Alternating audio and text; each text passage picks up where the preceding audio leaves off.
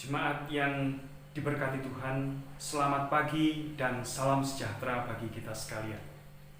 Hari ini kita memasuki minggu kelima setelah Pentakosta.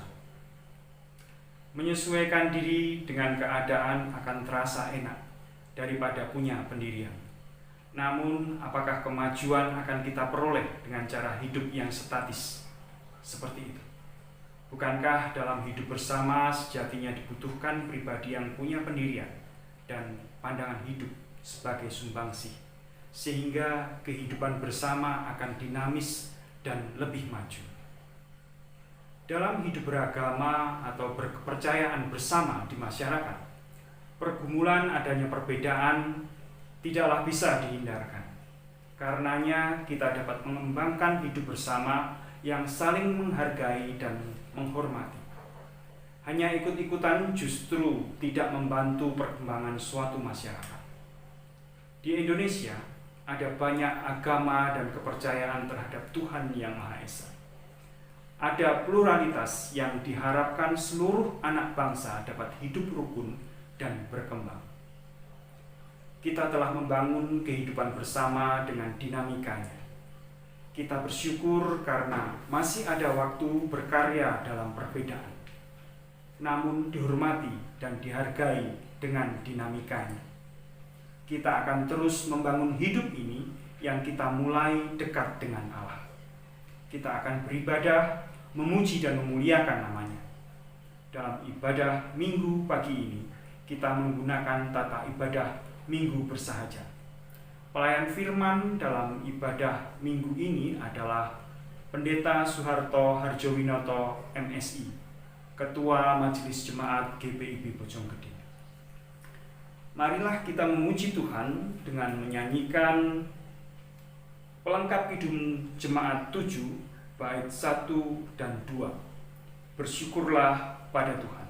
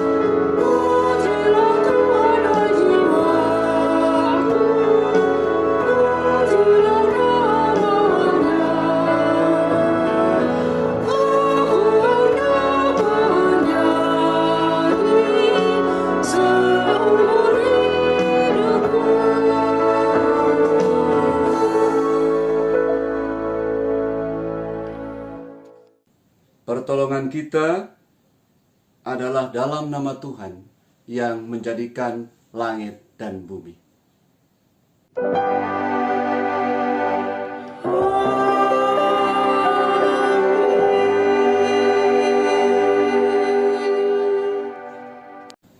Nats pembimbing kita pada hari ini, Amsal 3 ayat 5. Percayalah kepada Tuhan dengan segenap hatimu, dan janganlah bersandar kepada pengertianmu sendiri. Terimalah salam, kasih karunia dan damai sejahtera dari Allah Bapa dan Yesus Kristus, Juru Selamat kita, menyertai kamu. Dan menyertaimu juga. Saudara-saudara jemaat, marilah kita berdoa. Kami datang ke hadirat-Mu yang kudus, ya Allah, untuk mengaku segala dosa dan pergumulan beriman yang kami alami. Dalam kehidupan kami hanya menyesuaikan diri agar diterima lingkungan, bukannya tetap setia pada Tuhan dan dengan rendah hati mengelola perbedaan. Kami tanpa sadar atau dengan sadar menyangkal Engkau sebagai Tuhan dan Juru Selamat. Padahal kami tahu bahwa dengan mengakui Engkau yang penuh kasih setia, mengalirlah kasih setiamu yang sangat dibutuhkan oleh sesama. Dunia membutuhkan kasih tulus Tuhan Yesus Juru Selamat yang membawa kasih itu mengalir dalam hidup bersama. Belajar dengan tekun untuk saling mengasihi, namun godaan iblis yang mencelakai sesama justru yang kami pilih. Keberadaan kami ini buruk, namun Engkau menerima dan membaharui.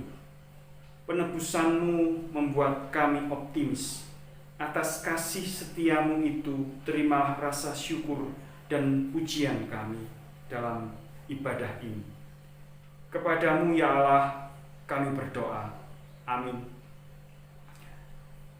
Kita memuji Tuhan dari pelengkap Kidung Jemaat 138 bait 3, Setiamu Tuhanku tiada bertara.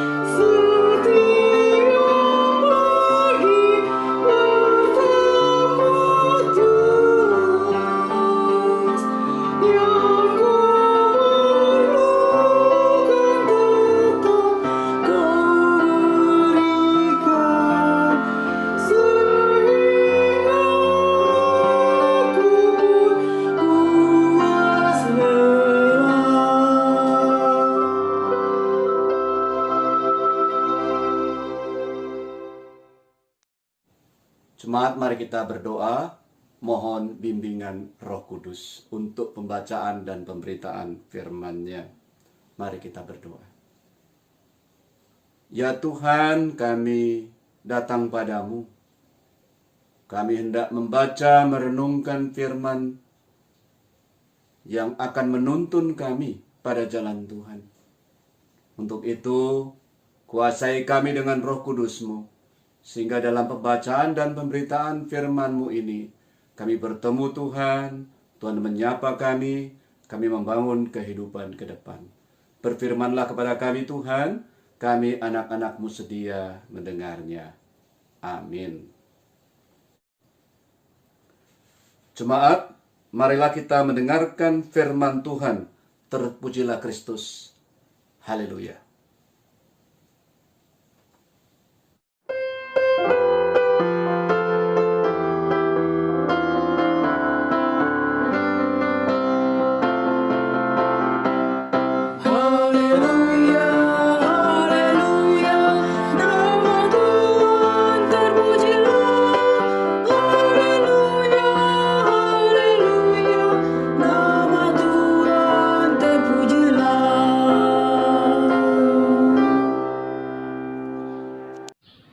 Pembacaan hari ini diambil dari Kitab Hakim-Hakim pasal 2 ayat 6 sampai dengan 16 yang menyatakan, orang Israel menyembah berhala pada zaman hakim-hakim.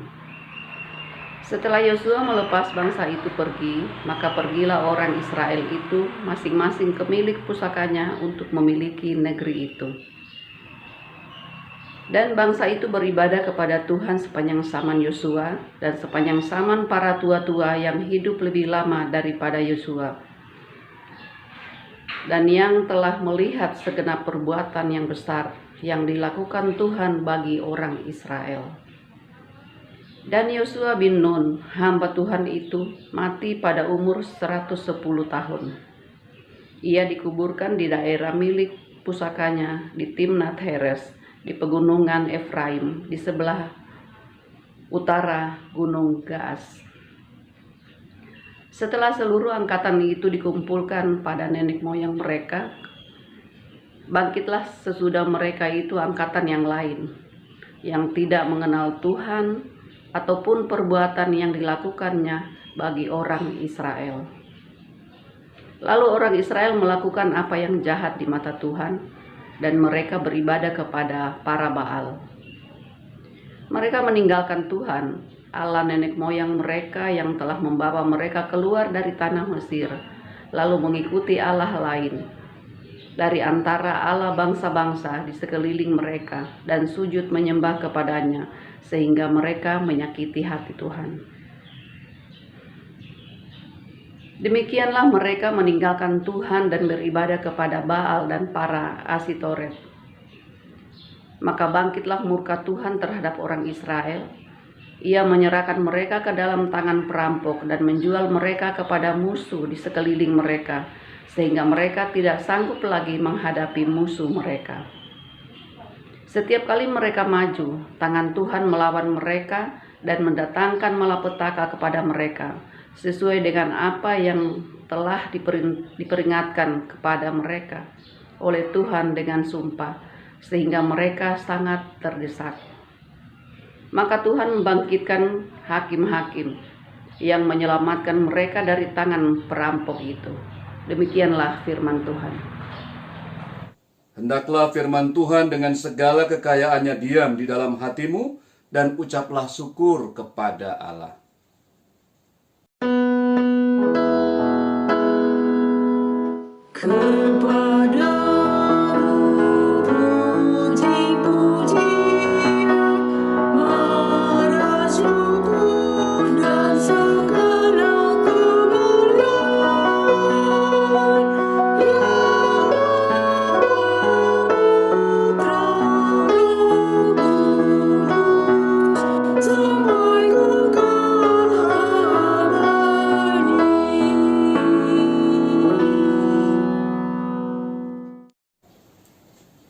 Oma, opa, bapak, ibu, saudara-saudara dan anak-anakku yang diberkati Tuhan. Penyembahan kepada Tuhan itu seharusnya lebih fleksibel. Ada pembaharuan mengikuti perkembangan zaman. Namun kenyataannya ada kesulitan. Orang mungkin tanpa sadar menganggap bahwa cara ibadah itu harus dipertahankan. Begitu rupa caranya dipertahankan begitu rupa dari waktu ke waktu. Seakan-akan cara itu yang kekal. Kalau Tuhannya yang kekal, firman Tuhannya yang menjawab semua pergumulan sepanjang waktu, ya. Tetapi kalau caranya, tentu dia harusnya fleksibel. Mengapa saya katakan demikian? Karena penyembahan kepada Tuhan itu sebenarnya intisarinya adalah kita bertemu dengan Tuhan. Tuhan adalah roh, kita menyembahnya dalam roh. Hal itu pernah Tuhan Yesus sampaikan dalam perjumpaannya dengan perempuan Samaria yang dia bertemu, dia membutuhkan air. Ya, itu dalam kitab Yohanes pasal 4 ayat 21 saya bacakan bagi kita ya. Kata Yesus kepadanya, "Percayalah kepadaku, hai perempuan, Saatnya akan tiba bahwa kamu akan menyembah Bapa bukan di gunung ini dan bukan juga di Yerusalem. Ayat 23, tetapi saatnya akan datang dan sudah tiba sekarang bahwa penyembah-penyembah benar akan menyembah Bapa dalam roh dan kebenaran. Sebab Bapa menghendaki penyembah-penyembah demikian. Jadi tidak diikat dengan tempat, ya, tetapi dia lebih kepada hubungannya dengan Tuhan. Dengan begitu, intisari inilah yang harusnya jadi pegangan. Pergumulan seperti ini sebenarnya telah digumuli begitu rupa. Dan kita mendapatkan berkatnya. Karena di zaman hakim-hakim pergumulan itu terjadi. Jadi sang penulis kitab sejarah ini mau membawa agar umat itu bisa menyembah dengan benar. Dan dari satu generasi ke generasi berikutnya, di situ ada tanggung jawab untuk pelatihan-pelatihan, pendampingan terhadap mereka. Tentu orang tua dan juga tokoh agamanya. Apakah itu terjadi? Inilah yang menjadi pergumulan. Pergumulan di zaman hakim-hakim ini, umat harusnya menyembah secara baru. Karena memang generasi menetap ini, itu berbeda dengan generasi nomad. Dan mereka tidak tahu sama sekali, generasi ini ya, tentang hal yang baru. Nah, orang tua itu dari awal sudah diberitahu. Di zaman Musa dikatakan, Ulangan pasal 6 ayat 4-9, saya membacakan ayat yang ke-7 saja ya. Haruslah engkau mengajarkannya berulang-ulang kepada anak-anakmu dan membicarakannya apabila engkau duduk di rumahmu, apabila engkau sedang dalam perjalanan, apabila engkau berbaring, dan apabila engkau bangun. Nah, yang kita mencatatnya adalah mengajarkan. Caranya membicarakan hal itu secara berulang-ulang. Nah, di sini saja sudah sangat jelas bahwa fungsi dari orang tua itu adalah membawa generasi berikutnya untuk dia memahami mengapa dia harus percaya kepada Tuhan. Karena Tuhan menyelamatkan mereka. Tuhan adalah Tuhan juru selamat yang membawa mereka keluar dari tanah Mesir.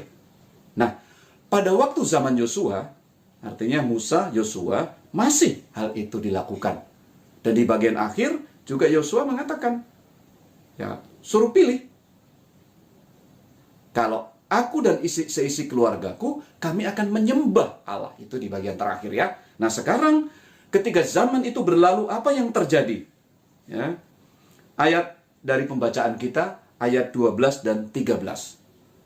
Mereka meninggalkan Tuhan, Allah nenek moyang mereka yang telah membawa mereka keluar dari tanah Mesir, lalu mengikuti Allah lain dari antara Allah bangsa-bangsa di sekeliling mereka, dan sujud menyembah kepadanya, sehingga mereka menyakiti hati Tuhan. Demikianlah mereka meninggalkan Tuhan dan beribadah kepada Baal dan Asitoret. Ada dua kesalahan secara prinsip yang kita bisa catat dan kita mau merenungkan bersama-sama. Yang pertama adalah orang tua itu memang tugasnya adalah membawa generasi ini untuk bisa terus-menerus dekat dengan Tuhan, mempercakapkan, gitu ya, dalam ulangan tadi. Jadi bukan sekedar kasih harus begini harus begitu, bukan, tetapi mempercakapkan. Kalau tahun sekarang tentu berbeda dengan nanti, apalagi tahun yang lalu. Nah, karena itu dipercakapkan. Di situ anak-anak dia bertemu dengan Tuhan. Disitulah proses itu terjadi. Orang tua bisa saja ya memberitahu tentang kisah lalu, tetapi upacara ya, tetapi cara beragama itu mesti menyesuaikan diri begitu rupa. Karena memang mereka lahir pada waktu berikutnya, mereka tidak mengenal, mereka tidak tahu keadaan yang sebenarnya. Perlu penjelasan-penjelasan, tetapi juga mereka perlu dimampukan untuk mengelola ke depan. Orang tua harus fokus untuk anak-anak itu dia dekat dengan Tuhan. Ya, dekat dengan Tuhan. Mampu membangun kehidupannya di dalam Tuhan. Itu. Karena itu, jemaat yang diberkati Tuhan, Tuhannya itu kekal, firman-Nya itu menjawab masalah-masalah sepanjang waktu, seperti saya katakan tadi. Dengan begitu, anak-anak tidak merasa bosan, gitu ya. Lalu menganggap bahwa ini itu lagi. Ya, rutin jadinya. Jadi mereka, karena apa? Karena mereka sangat sulit memahami dengan kondisi yang sedang terjadi. Saya yakin Bapak Ibu Saudara-saudara, kita tidak lagi mengatakan bahwa tugas ini adalah tugas presbiter. Lalu berkata, oh saya tidak tahu, tanya Pak Pendeta, saya sibuk. Nah, pergumulan ini tentu kita bisa atasi. Apalagi sekarang ini menyadarkan kita ya, di masa pandemi ini, menyadarkan kita menurut saya, bahwa orang tua memang harus mendampingi anak-anak begitu rupa. Beribadah itu dengan hatinya. Roh mereka ketemu dengan roh Tuhan. Jadi ada hubungan khusus mereka dengan Tuhan. Itu yang mesti kita bantu sebagai orang tua. Dan sebagai anak, mereka belajar ketemu dengan Tuhan begitu rupa melalui peristiwa-peristiwa kehidupan. Pendampingan dilakukan oleh para presbiter untuk orang tua bisa menjalankan tugas ini. Anak mereka juga bisa berproses begitu rupa. Kalau itu ya. Justru para presbiter, pendeta, diaken, penatua fokus ke situ, ya, untuk membantu mereka dalam membangun kehidupannya. Jangan sampai justru para presbiter tidak menjalankan tugas dan mereka juga turut serta, gitu ya, berperilaku merasa bahwa ini saya nggak bisa, saya nggak bersedia jadi presbiter. Hanya Pak Pendeta, Ibu Pendeta. Bukan begitu lagi. Mengembangkan sebuah kehidupan adalah melibatkan semua. Jadi dari awalnya sudah sangat jelas. Nah, kesalahan yang kedua adalah kesalahan dari umat itu sendiri atau generasi yang baru. Kalau toh ada penyembahan lain yang nampaknya, ya, yang nampaknya lebih cocok, kita nggak bisa langsung, ya, menerima begitu saja. Tetapi kita harus kritis melihatnya. Karena itu mereka harus bisa melihat dengan baik, gitu ya. Apa sih sebenarnya yang terjadi? Coba bisa bayangkan Bapak Ibu, saudara-saudaraku, anak-anak ya, yang saya cintai dalam Tuhan Yesus Kristus. Yang terjadi adalah mereka menyembah Baal dan Asitoret atau Asyera. Itu dewa-dewi kesuburan. Mereka meninggalkan. Kalau mereka mau memahami Allah dengan kondisi yang baru di jemaat menetap atau di masyarakat menetap, bukan yang berpindah-pindah, yang membutuhkan juga hikmat yang berhubungan dengan kesuburan, tidak apa-apa. Karena itu umat yang diberkati Tuhan itu belajar untuk mengembangkan bagaimana mereka bisa hidup dengan musim-musim yang ada, ya. Jangan langsung mereka melekat pada kepercayaan lokal di situ. Orang Kanaan yang menyembah dewa Baal dan dewi Asitoret atau Asyera itu. Karena penyembahan ini sangat menjijikkan. Karena mereka itu seperti memaksa begitu ya. Jadi ada upacara sakral atau persinahan sakral. Jadi ada dalam suasana ibadah, mereka melakukan hubungan untuk memaksa agar dewa langit berhubungan dengan dewi bumi. Padahal itu, saudara-saudaraku, Bapak Ibu jemaat kekasih Tuhan, itu adalah musim ya, musim semi ya. Akhirnya dia muncul tumbuh-tumbuhan, lahir sesuatu yang baru. Nah, kalau ini bisa disesuaikan begitu rupa, tidak terlalu masalah. Tetapi ketika orang tua tidak mendampingi, ketika generasi yang sebelumnya tidak membantu generasi sekarang, dia akan kesulitan sekali. Nah ini. Jadi ini sangat salah. Karena kesalahan, kalau pada waktu itu salahnya adalah mereka ini sudah menjijikkan. Karena sangat merusak rumah tangga. Kesucian umat dipertaruhkan. Siapa yang bisa menjamin kalau mereka mengikuti upacara seperti itu? Ya, ketika ada hubungan laki-laki dengan perempuan, memaksa dewa langit berhubungan dengan dewi bumi. Itu sangat buruk. Tetapi seperti itulah, seperti sebuah ilmu ya. Kalau saya menusuk boneka gitu ya, saya tusuk sana terpengaruh gitu ya. Nah, ilmu seperti itu. Semacam begitu.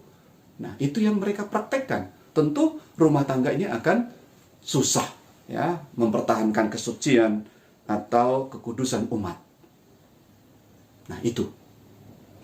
Jadi sudah sangat jelas bahwa pendampingan itu tidak dilakukan oleh orang tua dengan baik, gitu ya.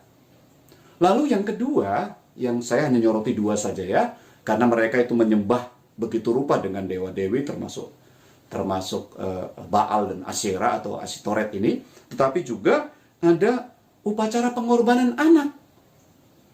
Sangat egois. Masa anak dikorbankan untuk kepentingan orang tua? Ya. Untuk orang tuanya selamat, anaknya diserahkan saja, gitu ya. Nah, ini persoalan. Anak itu penting untuk melanjutkan generasi ke depan. Bahkan Mazmur menyebutnya begini. Mazmur 127 ayat 3 dan 4. Ya. Mazmur 127 ayat 3 dan 4 ya. Saya membacakan. Sesungguhnya anak-anak laki-laki adalah milik pusaka daripada Tuhan. Dan buah kandungan adalah suatu upah. Seperti anak-anak panah di tangan pahlawan, demikianlah anak-anak pada masa muda. Jadi orang tua itu seperti pegang busur gitu ya. Pegang busur, lalu kita melesatkan anak panah ini. Gitu ya. Seperti itu. Itu Khalil Gibran membuat puisi-puisi di sekitar itu ya. Nah, jadi kita seperti orang tua itu seperti memegang panah ya.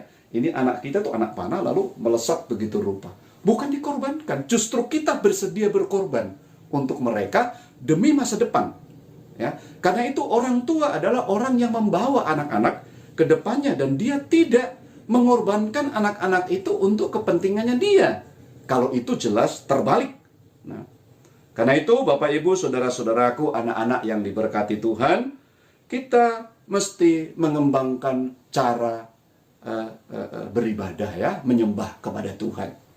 Saya teringat ya ketika zaman ini begitu makin cepat ya dengan revolusi 4.0 ya, dengan pengelolaan big data, dengan kecepatan informasi begitu rupa.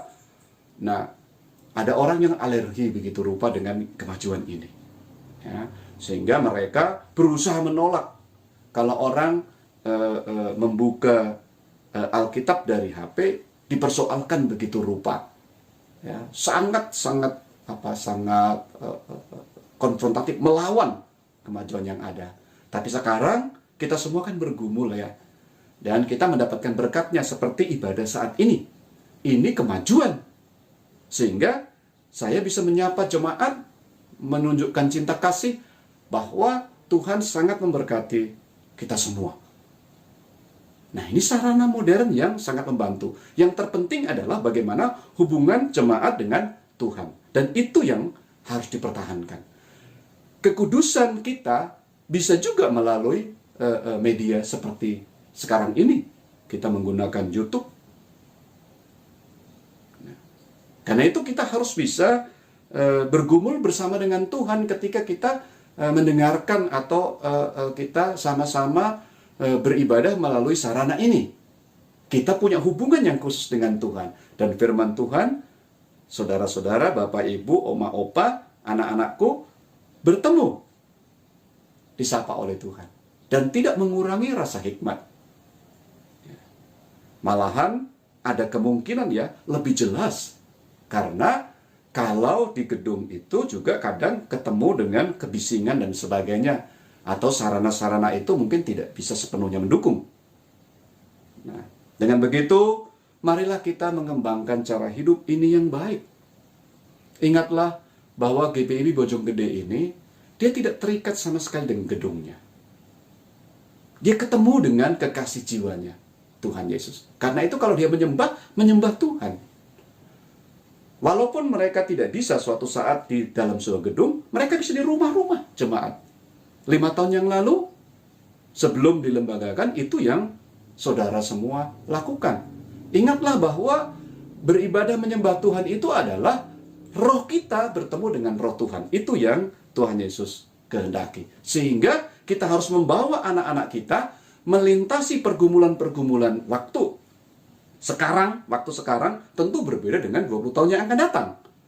Tetapi firman-Nya tetap kekal, Allah-Nya tetap sama. Hanya cara penyembahannya yang harus menyesuaikan begitu rupa. Nah, fleksibel atau fleksibilitas inilah yang dibutuhkan. Tetapi bukan berarti lalu kita ikut saja ya dengan keadaan. Nah, itu sama saja dengan yang penyembahan kepada dewa dan dewi kesuburan itu. Kalau kita hanya ikut. Tetapi kalau kita justru mengembangkannya dalam kehidupan ke depan, itulah yang menjadi tugas kita bersama. Karena itu, Bapak Ibu Saudara-saudaraku jemaat yang diberkati Tuhan, kita itu sebenarnya sederhana sekali. Ya. Dalam kita membangun kehidupan ini, dalam kita beribadah, dalam kita menyembah Tuhan, maka kita harus menyembahnya dalam roh dan kebenaran, tetapi menyesuaikan diri dengan waktu anugerah Tuhan. Ya.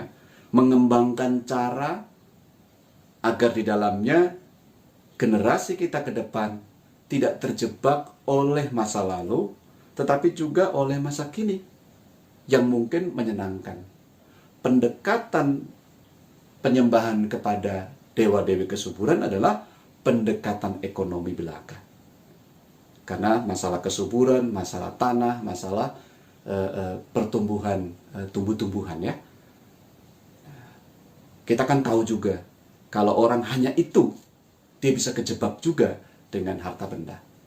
Karena itu dia harus bertemu dengan Tuhan, dia benar-benar, dia bisa menjadi berkat dan mengembangkan kehidupan, mengolah tanah, ya, mengolah kehidupan, mengembangkan kerja, usaha, dan seterusnya. Firman Tuhan ini menolong kita, memberkati kita. Karena itu saya yakin kita akan terus mengembangkan cara. Baik itu dilakukan oleh gereja dalam arti lembaga, tetapi juga kita dalam pendampingan terhadap anak-anak dan mengembangkan cara beragama yang baik. Mereka bertemu dengan kekasih jiwanya, Tuhan Yesus yang menolong. Tuhan memberkati saudara-saudara dalam mengembangkan cara itu. Karena itu, menyembahlah Tuhan secara baru. Mengembangkan cara adalah jalan keluarnya. Tuhan memberkati saudara-saudara semua.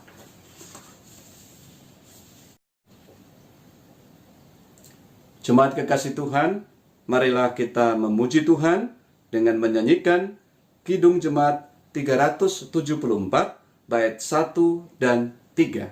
Ku bersandar padanya.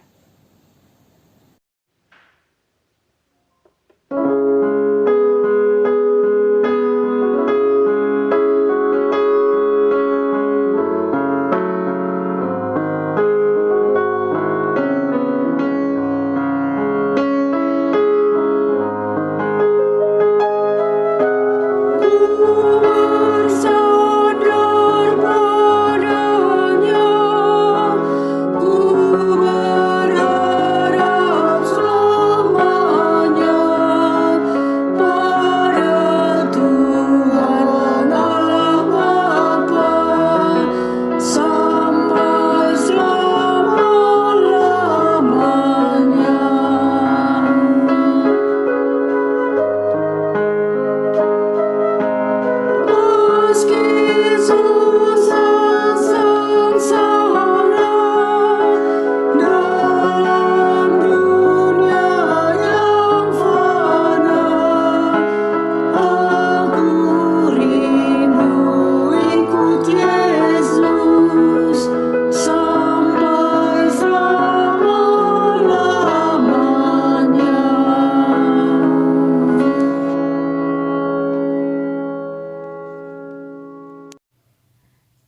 jemaat yang diberkati Tuhan, marilah kita mengucap syukur kepada Tuhan dengan memberi persembahan.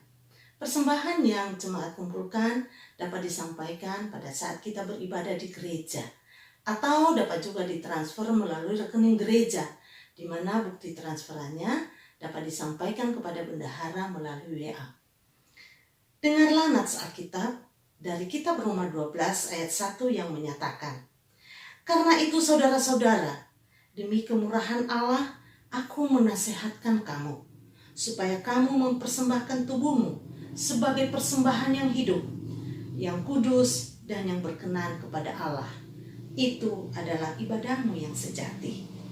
Tuhan memberkati saudara dan persembahan saudara.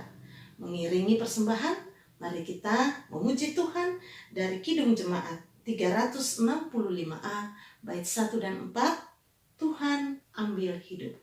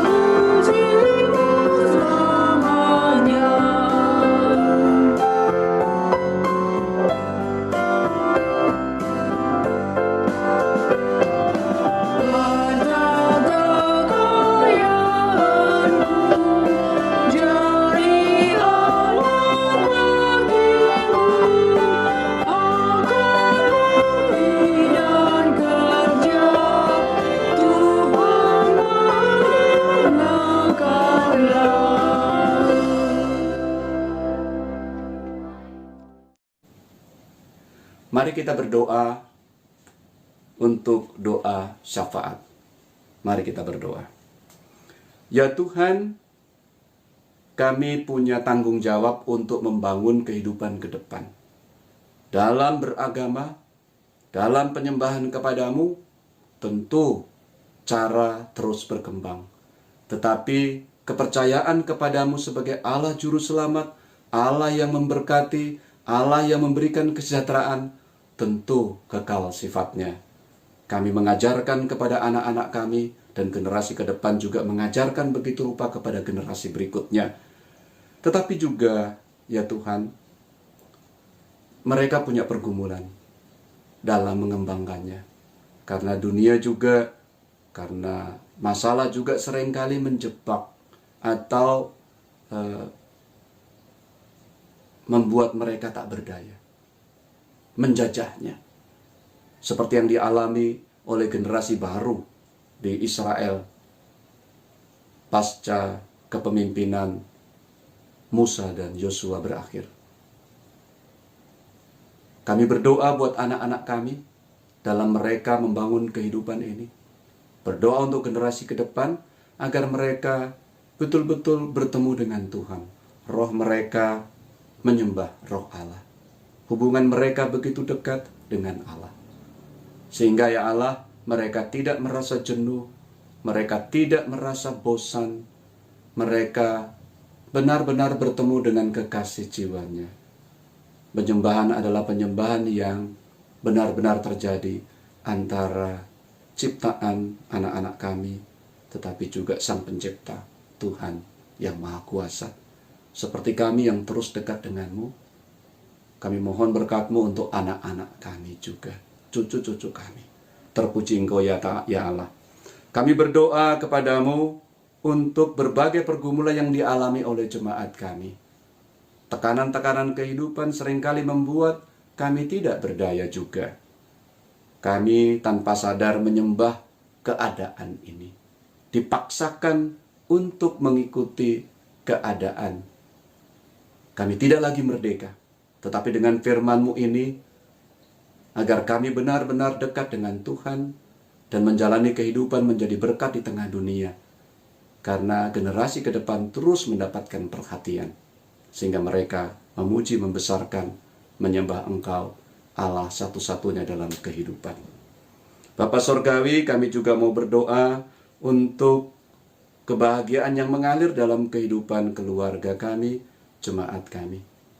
Biarlah mereka bersuka cita, kami bersyukur kepadamu atas semua berkat-Mu yang tak terhitung banyaknya, yang tak ternilai harganya. Luar biasa berkat-Mu, ketika kami sakit pun kami memperoleh berkat-Mu. Ketika kami dalam kesulitan pun kami memperoleh sukacita di balik itu semua. Kami bersyukur atas keadaan seperti itu telah memasuki kehidupan jemaat kami. Tuhan juga memberkati senantiasa agar kami juga boleh menaikkan pujian atas kasih Tuhan dalam berkat-berkat-Mu untuk jemaat kami yang berulang tahun, baik kelahiran maupun perkawinan dan berkat lainnya. Tuhan memberkati, meneguhkan sukacita mereka. Kami ingin berdoa kepada Tuhan, mohon Allah campur tangan untuk para presbiter dalam mendampingi kami, mengembangkan kehidupan, menjalankan tugas sebagai orang tua, melanjutkan kehidupan dan membawa generasi ke depan untuk menyembah dan membesarkan-Mu. Terpujilah Engkau ya Allah, kami berdoa kepadamu. Mohon berkat-Mu juga untuk beberapa jemaat kami yang sakit dan dalam pemulihan. Kami berdoa untuk Ibu Runtuwene. Tuhan, Engkau jamah, Engkau memberkati segala upayanya, dan dia tetap dekat kepadamu dalam kondisi kelemahan tubuhnya. Untuk pemulihan kami berdoa bagi anak kami Tirsa, Ibu Paulina Worotikan, Bapak Sabarno dan Eyang Sumini. Tuhan, mari Engkau memberkati, menyertai kekasih-kekasih kami ini. Pada kesempatan ini kami ingin berdoa secara khusus untuk pergumulan iman Ibu Fatimah. Dia ingin didoakan. Tuhan, Engkau mengetahui pergumulannya. Kami percaya dengan pergumulan itu, ia semakin dekat padamu. Ia bertanya, ia bergumul, terkadang juga merasa bersalah. Begitulah kehidupan. Tetapi yakinkanlah kepada Ibu Fatimah ya Tuhan, bahwa apa yang ia tempuh selama ini dengan percaya kepadamu adalah suatu hubungan yang khusus. Hubungan antara Allah pencipta dengan ciptaannya, dan itu sangat baik. Karena itu tolonglah agar Engkau memberikan ketenangan, memberikan kepastian iman bahwa ada sukacita mengalir, mengatasi berbagai pergumulan dan perasaan-perasaan yang melingkupi, perasaan bersalah atau yang lainnya. Tuhan, mari Engkau jamah, mari Engkau berkati, sehingga ia dapat keluar dari kesulitan-kesulitan yang sedang dialaminya. Bapa, kami ingin berdoa menyerahkan pergumulan kami bersama dengan seluruh anak bangsa ini dalam bergumul mengatasi masalah-masalah dampak pandemi corona. Kami berdoa untuk upaya para tenaga medis, agar mereka berjuang begitu rupa. Mereka dapat membantu kami mengatasi pandemi ini. Kami juga boleh menjaga kesehatan, menjaga jarak, dan juga kami dapat lebih banyak tinggal di rumah, sehingga kami dapat lebih tenang dan tidak menyebarkan atau terinfeksi. Kami mohon ya Allah, jika kami harus keluar untuk bekerja, kami dapat berhati-hati. Upaya untuk menemukan vaksin, kami juga doakan. Dan upaya untuk merawat, memberikan kesembuhan, kami doakan. Kebijakan pemerintah, baik pusat maupun daerah, Tuhan tolonglah agar dapat dikerjakan dengan baik, terutama kami semua sebagai anak bangsa ini dapat hidup lebih bersih ke depan, lebih teratur, menjaga jarak.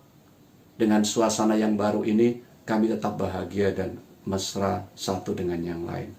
Terpuji Engkau ya Tuhan, kami menyerahkan seluruh pergumulan hidup kami ke dalam tangan kasih-Mu. Kami telah memberi persembahan syukur, kami berikan untuk kemuliaan nama Tuhan, akan dikelola begitu rupa. Mohon Tuhan memberkati pula. Inilah rangkaian doa kami. Demi Putra-Mu Tuhan Yesus, yang mengajar kami berdoa. Bapa kami yang di sorga, dikuduskanlah namamu, datanglah kerajaan-Mu, jadilah kehendak-Mu di bumi seperti di sorga. Berikanlah kami pada hari ini makanan kami yang secukupnya, dan ampunilah kami akan kesalahan kami, seperti kami juga mengampuni orang yang bersalah kepada kami. Dan janganlah membawa kami ke dalam pencobaan, tetapi lepaskanlah kami daripada yang jahat.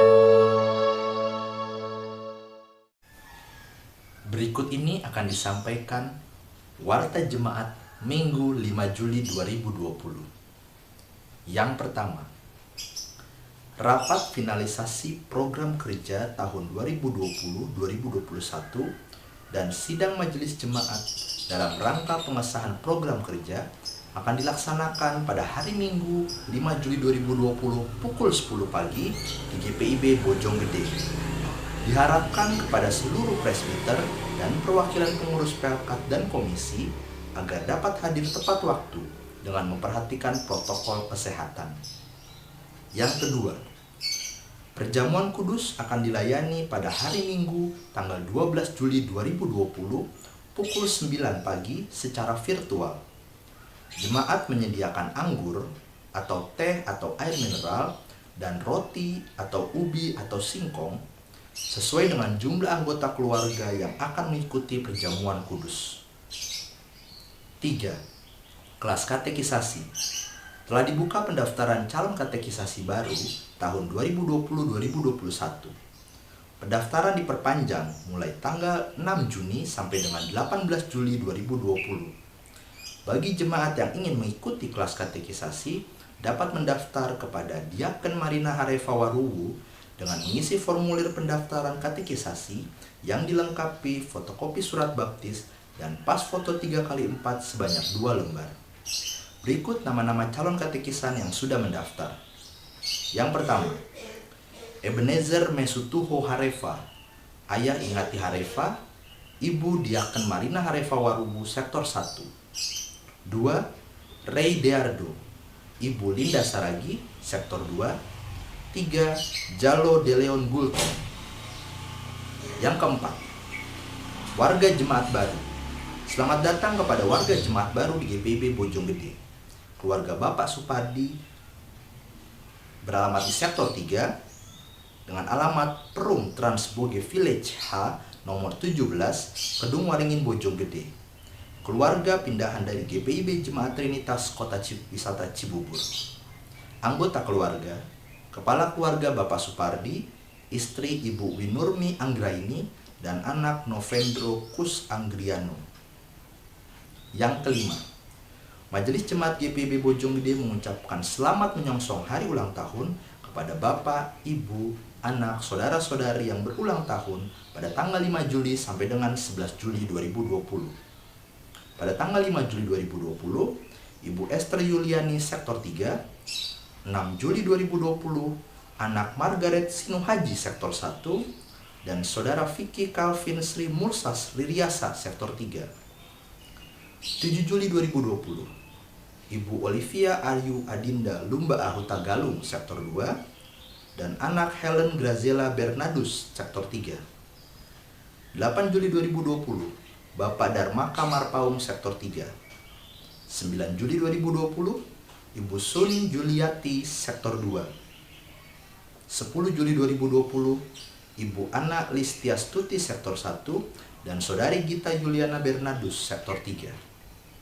Dan selamat ulang tahun perkawinan kepada keluarga Bapak Ronald Sibarani dan Ibu Saraswati Sibarani Sinaga Sektor 2, dan keluarga Bapak Romatua Ritonga dan Ibu Tihana Ritonga Simanjuntak Sektor 1 pada tanggal 7 Juli 2020. Juga kepada keluarga Bapak Bayu Putra dan Ibu Lydia Sunarsi Sektor 2 dan keluarga Bapak Diakan Suparjan dan Ibu Emiati Sektor 3 pada tanggal 10 Juli 2020.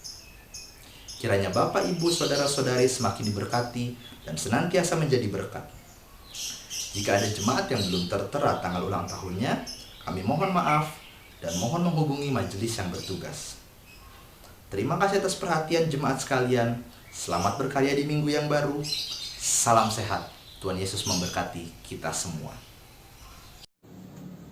Jemaat kekasih Kristus, pergilah dengan damai sejahtera Tuhan ke dalam kehidupanmu sehari-hari dan lakukanlah firman Tuhan yang telah saudara dengar. Mari kita memuji Tuhan dengan menyanyikan Kidung Jemaat 406, bait pertama, Ya Tuhan bimbing aku.